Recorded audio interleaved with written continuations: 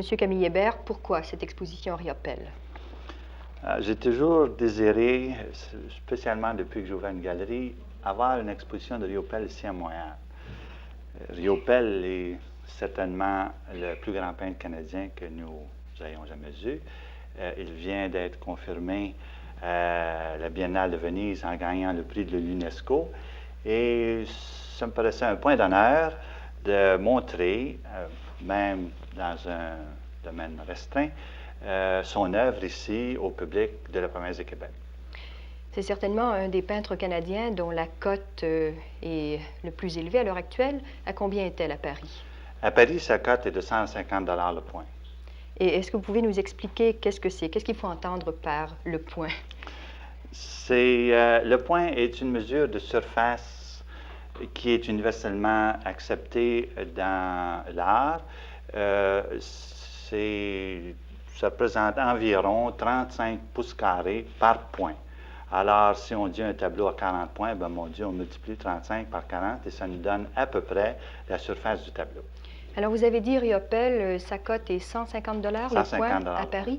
Comment cela peut-il se comparer avec la cote d'autres peintres connus à l'heure actuelle? Ben mon Dieu, sa cote est sensiblement plus élevée qu'un peintre comme Mathieu, par exemple, dont on a assez parlé récemment.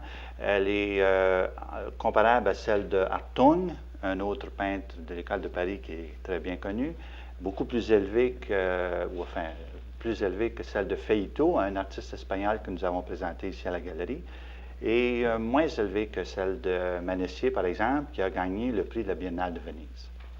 Alors, vous nous avez expliqué ce que c'est que le point, mais ça demeure quand même assez abstrait pour des profanes. Un tableau de la taille de celui devant lequel vous êtes placé, il peut monter à quel prix?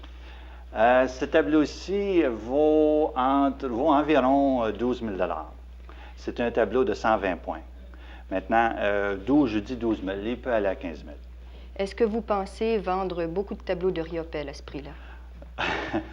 Bien, peut-être à ce prix-là, oui, peut-être pas des tableaux de cette importance-là ou de cette grandeur-là, mais nous avons à la galerie des plus petits tableaux. Et je suis persuadé ensemble que plusieurs de nos amateurs canadiens ici sont intéressés à s'en procurer. Quand des visiteurs viennent à la galerie et qu'ils achètent un tableau, est-ce que vous pouvez assez facilement faire la différence entre celui qui est véritablement amateur, qui aime un tableau, ou celui qui veut un peu spéculer sur la valeur marchande du tableau? Je crois qu'en général, c'est assez facile. Et c'est intéressant de noter aussi que les amateurs, en général, qui sont venus à la galerie jusqu'à maintenant, ce sont vraiment des amateurs d'art qui viennent et qui sont capables de discerner la valeur d'un tableau et la valeur d'un artiste et qui achètent justement un tableau parce qu'il leur plaît, parce qu'ils le trouvent d'une qualité supérieure.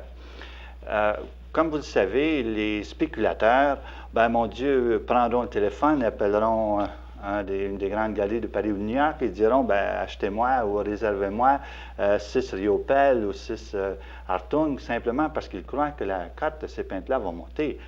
Alors, ils ne sont vraiment pas intéressés à admirer et jouir, je dirais, de l'œuvre de ces hommes. Ce qui les intéresse, c'est la valeur monétaire, l'augmentation de la valeur du tableau. Tandis que l'expérience que nous avons eue n'est pas celle-là avec le public montréalais. Merci, M. Hébert.